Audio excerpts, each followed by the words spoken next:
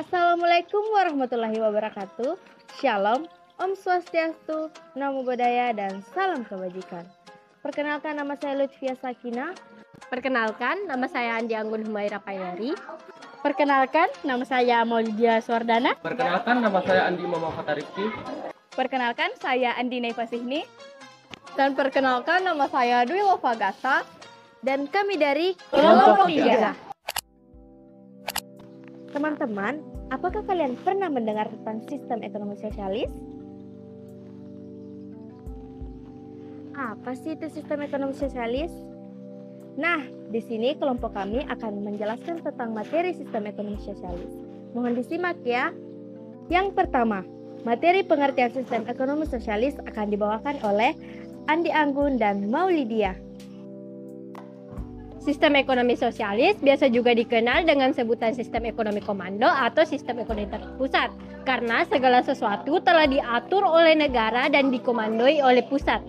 Dilansir oleh Investopedia, kepemilikan bersama menjadi asas dalam sistem ekonomi sosialis yang terbentuk dari pemerintahan teknokratis, oligarki, totaliter, demokratis, atau bahkan sukarela.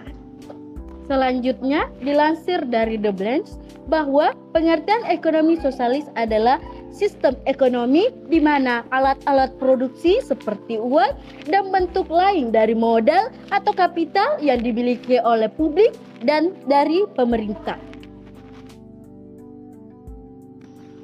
Next, yang kedua, materi tentang ciri-ciri sistem ekonomi sosialis akan dibawakan oleh Andi Fata. Ciri-ciri sistem ekonomi sosialis adalah sebagai berikut. Yang pertama adalah perencanaan disusun oleh pemerintahan pusat. Yang kedua, seluruh alat produksi dikuasai oleh negara. Yang ketiga, produksi, distribusi, dan konsumsi diatur secara terpusat. Yang keempat, inisiatif dan hak milik perorangan dibatasi. Nah, kita sudah sampai di yang terakhir nih. Materi yang terakhir adalah kelebihan dan kekurangan dari sistem ekonomi sosialis yang akan dibawakan oleh Andi Naifa dan Dwi Lova. Nah, dan ada pula kelebihan-kelebihan dari sistem ekonomi sosialis. Yang pertama, pemerintah bertanggung jawab sepenuhnya terhadap suatu perekonomian. Dan yang kedua, yaitu pemerintah bebas dalam mengatur barang atau jasa sesuai dengan kebutuhan masyarakat. Dan yang ketiga, yaitu pemerintah mudah dalam mengatur hasil produksi dan distribusi. Dan yang terakhir, yaitu pemerintah mudah dalam mengolah dan mengatur suatu perekonomian. Adapun kekurangan dari sistem ekonomi sosialis, yang pertama, tidak ada kebebasan memiliki sumber daya yang berkompeten. Yang kedua, dapat mematikan kreativitas dan inovasi setiap individu. Yang ketiga, hak milik perorangan sangat dibatasi dan rakyat kurang memiliki pilihan. Yang keempat, setiap kebijakan pemerintah dilakukan oleh rakyat dan pemerintah sifatnya paternalisme. Nah, itu dia tadi penjelasan tentang sistem ekonomi sosialis dari kelompok kami.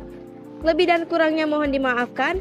Wabillahi taufiq wa sa'adah. Assalamualaikum warahmatullahi wabarakatuh.